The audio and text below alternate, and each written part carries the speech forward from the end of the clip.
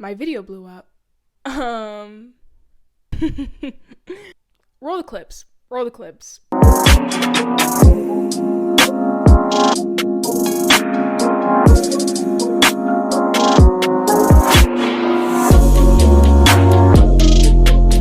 Let's get into it. If you're new here, welcome. If you're not, I'm so happy you are back. We are on a roll with the YouTube videos. I am so proud of myself.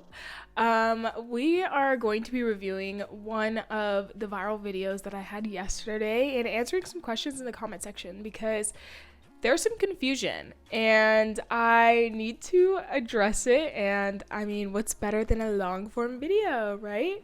So hopefully some people from TikTok will come over and watch this video and maybe even get some more personalized tips, advice, explanations, and just some pointers. First and foremost, I am Courtney. I am a beauty content creator. I just love talking to you guys more in depth, more explanation, just more personal. So if you want to like, subscribe, follow, join the family, please. I'm so happy to have more curl friends. And yeah. So we're gonna watch the video that went viral yesterday, that a lot of people have questions about. One problem with the curl community is that they see me and they see that I have kinky tight curls and they don't want to follow the advice because we don't have the same hair type. They see her and they say her curls are too loose and her hair tips don't apply to them. Let me tell you some universal tips from this video that apply to all of us. First and foremost, we should all be starting on wet curly hair. Curly hair, wavy hair, coily hair loves water. It needs to be wet. Number two, for the most part, unless you have really thin hair, all of us need some kind of hold. Even if it's just a tiny little dime size amount, we all need some kind of mousse or gel or a really strong hold cream. Three, we should all be sectioning our hair. I know sometimes we're in a rush or we get a little lazy and we just want to do all together, but sectioning your hair makes such better results. Four, when you're done styling and adding your cream and gel, do not run your fingers through your hair. It is styled and your curls are as they should be. Do not keep running your brush through or your finger. One problem. Okay, that was the video. Let's just take a sneak little peek.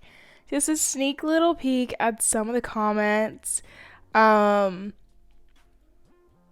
Products can help curls with humidity. Okay, that is actually one of my downfalls because I've only lived in dry climates. I am not the best with humidity questions.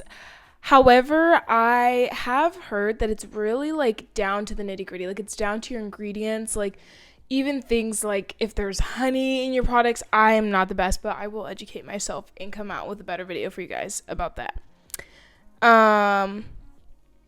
All curly hair tips apply to me. Water is my hair's BFF. Of course. I'm just letting my hair do what it wants to. I'm okay with not being perfect. Absolutely. You know what? We do not need to be uniformed all the time and have these luscious, juicy curls to the internet standard. You know, my hair's literally been living in these two buns for like 4 days. So I felt that. I'm not even sure if I have curly hair at this point. I think my hair can hold a curl pretty well, but I'm not sure. A lot of people start here, so you're not alone. Can you do a vid explaining sectioning? Because I don't even know how to do that. Right? So many questions. So I picked a few questions that I think I saw consistently, and I'm also going to touch on some other things that I saw throughout the video. The first question, can you talk about second day hair? Of course. So first of all, what is second day hair? Second day hair is the second day after you do your wash and go. So what is a wash and go? It is the day that you wash and style your hair after it's been dirty for a period of days. So the second day is the day after. Now, I see that a lot of people have trouble with preserving their curls, and I'm going to give you 3 tips that are going to help you preserve your curls. Number 1, using some type of holding product. If you want your hair to last longer than 1 day, you're going to need some kind of gel or some kind of mousse, which will hold your curls for a few more days. It'll kind of have like a small cast on it, and then eventually over the days that cast breaks and you get to utilize those days of having your hair down. Whereas if you're not using holding products, maybe your hair looks really good on day 1, but that day 2 you get that frizz that you don't want. The second tip is that you need to use some kind of satin products, where it's a bonnet, a scarf, a pillowcase.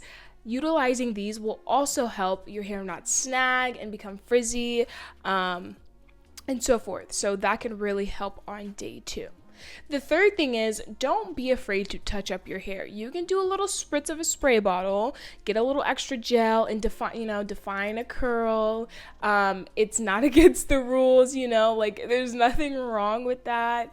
So if you want to touch up your hair on day 2, absolutely, but you shouldn't be fully drenching your hair again on day 2, right? It should just be small touch-ups. So with those 3 tips, you should be able to last day 2, day 3, day 4, day 5.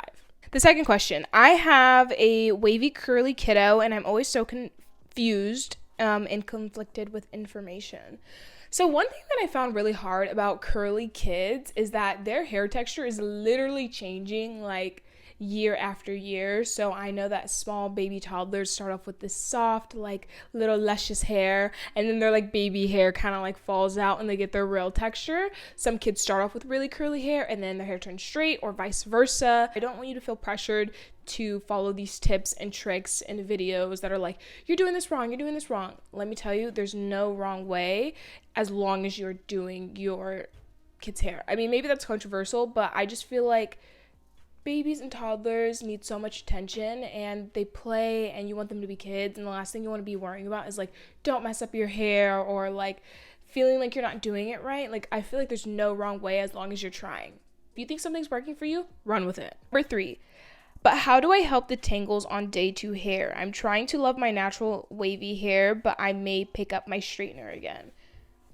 Wait on the straightener, okay? Let me see if I can help you.